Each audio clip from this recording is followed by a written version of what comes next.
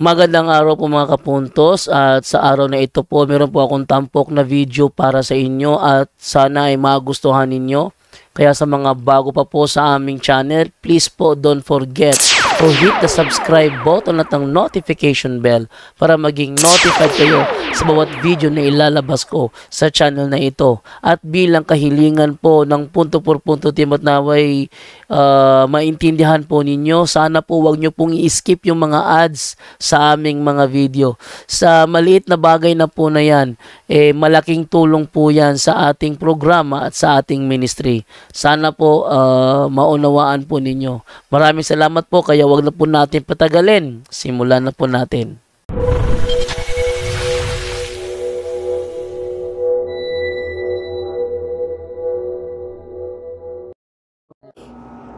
Hello mga kapatid, magandang gabi po. Kumusta po kayo? At kita-kita tayo bukas po dahil meron tayong Novena Mass dyan alas 7 ng gabi, January 9 po, January 8 po ngayon. Okay? Ito po yung i-share ko sa inyo ngayon para the more meaningful, the more devotion ang maibigay natin sa pagdadasal natin ng rosaryo. Okay? 15 minutes lang ako mag-live ha. At pasalamat tayo sa una na nanood sa atin ngayon. Si Merly Torion is watching. Siya yung una. Pangalawa naman, si Jaka Lagrito is watching. No? Salamat po. The first three, no? Si Milido Del Mar Sosa is watching. Pang-apat na si Janing. At si Vivian Duhay Lunsod Malyari is watching. No? Si Cizel Maray is watching. Si Micaela Royo is watching. Si Tribor Sal. Shout out Father watching from Bukidnon. Kumusta po kayo taga Bukidnon? At si Maria Ruby Tuzon. Good evening po. Sister Imper Garabasano is watching. Si Mary Ann Jimenez, good evening po, Father. Si Jens Lakwets, lagi ito. Mayong gabi, Father. Si Ethel Grace is watching. Si Juanita Neri, blessed evening, Father. Si DC Sabilio, hi, Father. Mayong gabi na akay schedule diri sa Pilar Camotes. Wala po akong schedule dyan. Si Remaline Virtuos. Virtuous. Ang ganda ng apelido mo, ha? Virtuous. At hi, Father, pray for me. Si Marcela Monteza, nanood sa atin. Si Nanay, good evening, Father, from Spain. Wow! Nakapunta tayo sa Spain. Nakapunta tayo doon. Si Idna, Adarlo, Catalonia. Father, mayong gabi, watching from Davao City. Si Dingin Rose, Luguban is watching. Si Rose, ay si Father, magandang gabi, Father Marquez. Si Rose Calabro is watching. Okay, namumuna si Sister, Janing GDP. Katulgo naman ka, Father Boy. Around 11, natulog na po ako. Good night, Father D. God bless. Siya po yung unang star senders natin ngayon. Nagpadala sa atin ng 55 stars. Salamat po. Nahulog yung...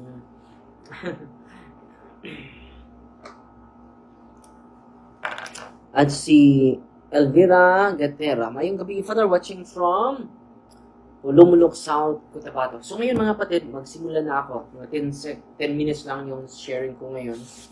Dahil maaga tayo pupunta sa Cebu bukas. Okay? So tapos na tayo sa Lord's Prayer. Dito naman tayo sa Angelic Prayer, the Hail Mary po. Okay? The Angelic Salutation is so heavenly. Yung Hail Mary full of grace is Angelic Salutation. Ang tawag doon. Is so heavenly and so beyond us in its depth of meaning that Blessed Alan de la Roche held that no mere creature could ever passively understand it.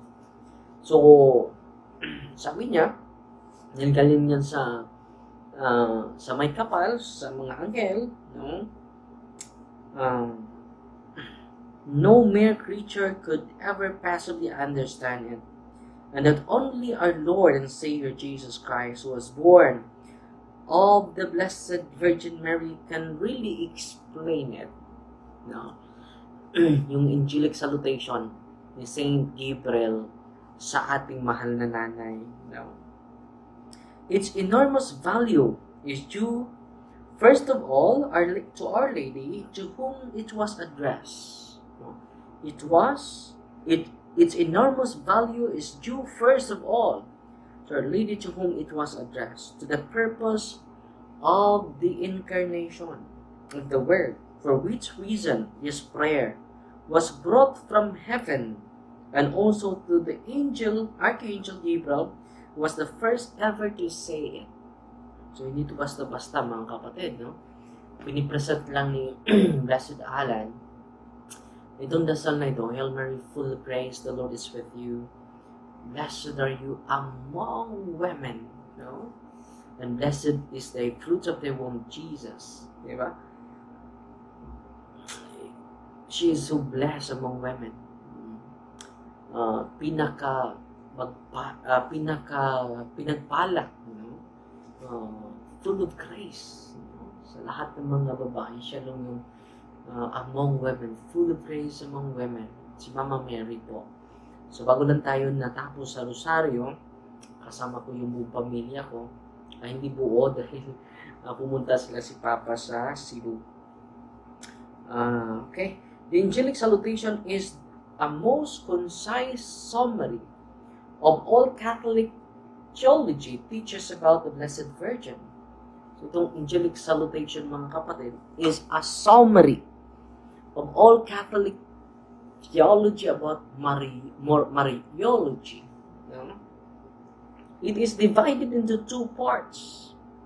Divided pala ito into two parts. First, that of praise and petition. It is about praising. Pangalawa, it is all about petition. The first shows that all goes to make up Mary's greatness. And so it is all about appreciation. Gratitude to Mama Mary. Bakit? Kung nag-say no pa si Mama Mary, there's no incarnation happen. Di ba? No, pasalamat tayo. Kaya mga Katoliko, grabe yung pagpasalamat sa ating mahal na ina hanggang sa mga oras na ito. Before, during, and in the future, mga kapatid. Before, during, and after. No? Lagi nating pinapasalamatan, no? Pinupuri ang ina ng ating may kapal. Okay? Kung tinan ninyo yung mga founder nga ng ibang sekta, pinupuri nila. No? Pinipraise nila. Na nagtatag lang sa kanilang iglesia. How much more, Mama Mary, who gave birth to our founder, no, of the church. Kaya nga, lagi tayong magpaulit-ulit natin, no? Na-touch nga ako sa mga greetings pala, sa mga crew sa Light Shipping Corporation. Sila yung nag-viral, mga kapatid, nagdanasal ng rosaryo while navigating their boat, no? Sa kanilang barko, no? So, patuloy tayo. The first shows all that goes to make up Mary's greatness, and the second, all that we need to ask her for, and all that we may expect to receive through her goodness. Asking intercession from Mama Mary is very necessary. Pwede tayo mag-ask ng intercession sa mahal na Birhen. Okay? So, yung angelic salutation, it is all about praising Mama Mary and then asking Mama Mary for intercession. The most the most blessed Trinity revealed the first part of it to us, and latter part was added by Saint Elizabeth, who was inspired with the Holy Spirit. And blessed are you among women, and blessed is thy fruit. Saint Elizabeth na po yun. And Holy Mother Church gave us the conclusion in the year 430 AD, when she condemned the Nestorian heresy at the Council of Ephesus and defined that the Blessed Virgin is truly the Mother of God. Ano si Mama Mary? Truly the Mother of God. And at this time, she ordered us to pray to Our Lady under this glorious title by saying, Holy Mary, Mother of God, pray for us sinners, now and at the hour of our death. No? So may kadugtunayan. Holy Mary, Mother of God. No? Siya po ang ina ng Diyos, ina ng ating may kapal. No? Pray for us sinners. So dinugtungan, no? Nag-formulate ang simbahan ng petition. Simbahan na po ang nagsagawa nito. Holy Mary, Mother of God, pray for us sinners, now and at the hour of our death. No? The greatest event in the whole history of the world was the incarnation of eternal world, by whom the world was redeemed and peace was restored between God and men. So, ano yung greatest event na nangyari sa history ng buong mundo? The incarnation of the eternal world. Word, ang pagkatao, pagkatawang tao ni Kristo. This is the greatest event in the whole world. Walang makapantay nito. Walang makatumbas nito, mga kapatid. So, Holy Mary, Mother of God, pray for us sinners, now and at the hour of our death. Now and at the hour of our death. Ulit-ulit po ang ganda po. Okay? It is all about the incarnation of Jesus. Hail Mary, full of praise. The Lord is with you. Blessed are you among women, and blessed is the fruit of thy womb, Jesus. Holy Mary, full of praise, the Lord. Holy Mary, Mother of God,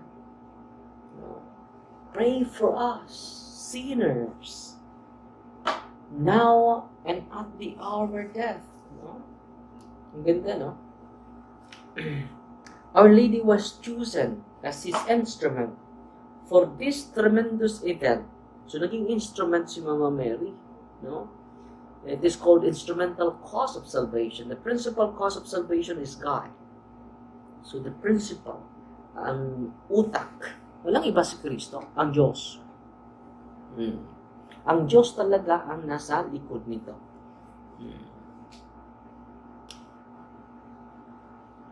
Pero instrumentally, si Mama Mary, okay?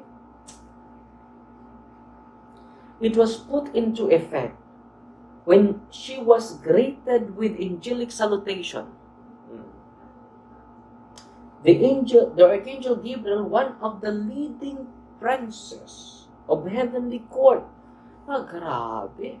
Hindi basta-basta ang bumibisita ni Mama Mary.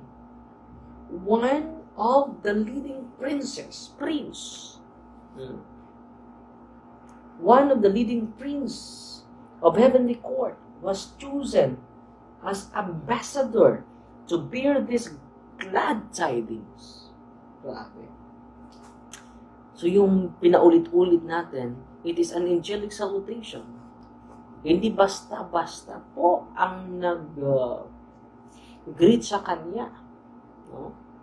One of the princes, mga prinsipe sa kaharian ng Diyos, ang bumibisita sa mahal na Birhen. So, grabe, no? Grabe si Mama Mary.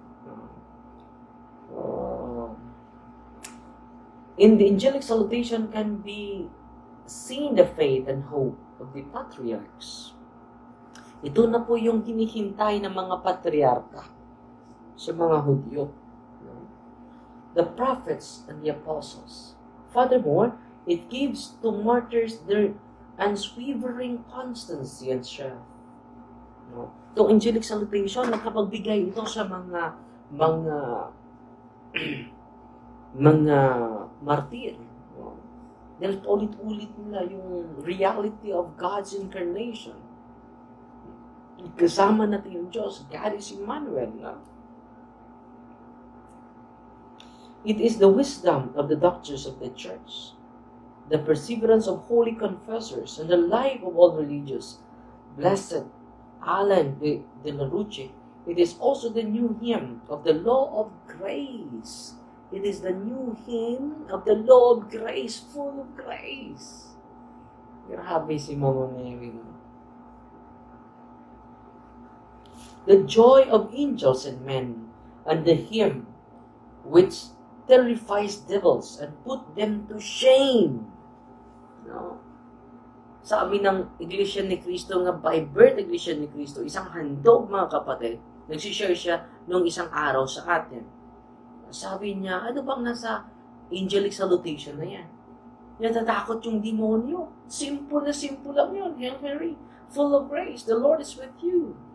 Blessed are you among women, and blessed is the fruit of the womb, Jesus. Bakit natatakot yung mga demonyo sa dasal na yan? Our Father and Hail Mary. The hymn which terrifies devils. Alam nyo, while nag-pray ako, sasabihin ng mga demonyo, Darwin, huwag ka na mag-pray ng rosary. Ang sakit. Ang sakit, Darwin. Maawa ka naman sa amin. Luluhod pa yung poses sa harapan ko. Bigyan natin palakpak si Mama Mary, mga kapatid, no? Sana po ay na-empower po kayo sa mga katotohanan na sinishare natin sa inyo araw-araw po. Okay? Totoong-totoo po ito. Literal na na-experience ko po ito. The hymn, the angelic salutation, which terrifies devils and put them to shame. No? Bago ka matulog yan, pray the rosary. Okay? By the angelic salutation, God became man. By that angelic salutation, the Lord, the God, became man. Virgin became the mother of God. The souls of the just were delivered from limbo. No? Dahil wala pang nakapasok sa kaharian sa langit, maliban sa bumaba galing sa langit. So wala pang nakapasok. Si Abraham, hindi pa nakapasok. So, because of this angelic salutation, now, the just, the souls of the just were delivered from limbo. The empty thrones in heaven filled. Wala pang nakapasok sa kanila sa langit. Empty pa doon. And dahil dito, sa angelic salutation, the empty thrones in heaven filled. The addition, sin was forgiven. In addition, sin was forgiven. Grace was given to us. Sick people were made well. The dead were brought back to life. Exiles were brought home. And the anger of the most blessed Trinity was appeased, and men obtained eternal life. Wow! So, dahil sa angelic salutation, sana po ay ito po ay maka-inspire sa ating lahat, no? To propagate more the devotion of the Holy Rosary, mga kapatid. Okay?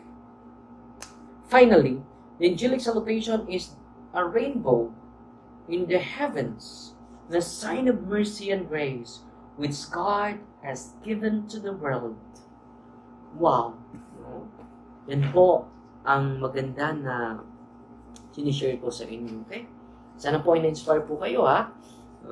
Hanggang sa susunod na live natin. At sana po every time nag-rosaryo tayo, the angelic salutation po, damang-daman na natin po. Hail Mary, full of grace, the Lord is with you. Blessed are you among women, and blessed is the fruit of the womb, Jesus. Holy Mary, Mother of God, pray for us sinners, now and at the hour of our death. Amen. Amen? Ang ganda, no? Father, the Son, the Holy Spirit. Amen. Pasalamat na lang tayo sa mga star senders natin ngayon. No? Salamat po sa inyo, ha? Si Scribers Crystal, lagi po ito. Nagtala sa atin ng 200 stars. At si Marcelina Galyocanta. No, good evening, Father Darwin. God bless you. Salamat po sa generosity mo, kapatid. Nagpadala sa atin ng 100 stars. Si Jason Panoshalma Cabalona, nagpadala sa atin ng 50 stars. Salamat po, kapatid. Si Ami Dakuba na Elga, laki ito, padala sa atin ng 50 stars. Salamat po, kapatid, sa generosity mo. Si Layuhan Anili, nagpadala sa atin ng 100 stars. Pumalakpak pa. Si Ricky Jess Tirana, nagpadala sa atin, wow, 500 stars. Salamat po, kapatid. Si Ika B. Gayart, no? Salamat, kapatid. Nagpadala sa atin ng 100 stars. Salamat po sa inyong generosity po. Si Layuhan Anili, salamat sa Diyos na aka mag-share na mo, Father. Nagpadala sa atin ng 550 stars. At si Joel Fanta Fernandez, hello, Father. See you tomorrow. Daming tao po bukas, no? Kita-kita na lang tayo. 100 stars. At si Amin Dakuba na Elga, 100 stars. Salamat, Sister na Elga. Ami. Scribers Crystal, no? Umabot na ng 700 stars ang pinadala niya. Salamat po, kapatid. Salamat sa iyong generosity. Siya po yung nangunguna ngayon sa Star Senders. Si Janine GDP, nagdagdag. Father, ang akong cousin na dating daan, karon kay Katoliko na. Wow! Praise the Lord! So, hindi po, walang kabuluhan itong ginagawa natin. Nagpadala sa atin ng, salamat po, kapatid, nagpadala siya sa atin ng 100 stars. At si Celine Milan Balio, nagpadala sa atin ng 50 stars. Salamat po, kapatid. Si Victor Tangkay Chavez, have safe travels tomorrow. Good night, Father. 50 stars. Si Gwen Pires, nagpadala sa atin ng 50 stars. Salamat po, kapatid. At merong additional po, no? Si Sister Impir, Sister Impir, nagpadala sa atin ng 50 stars, no? Marunong ka pala magpadala ng star, Sister, ha? Rokita Avila, nagpadala sa atin ng 50 stars. Salamat po. At hindi ko na mabasa. Kailangan ko magpahinga ng maaga, mga kapatid, para bukas. Okay? At huwag kayong malimut, to pray the Holy Rosary before going to sleep. Okay? With great devotion, with sincerity, with faithfulness, mga kapatid. Iba po, babaguhin po tayo araw-araw. Babaguhin po tayo dahan-dahan po.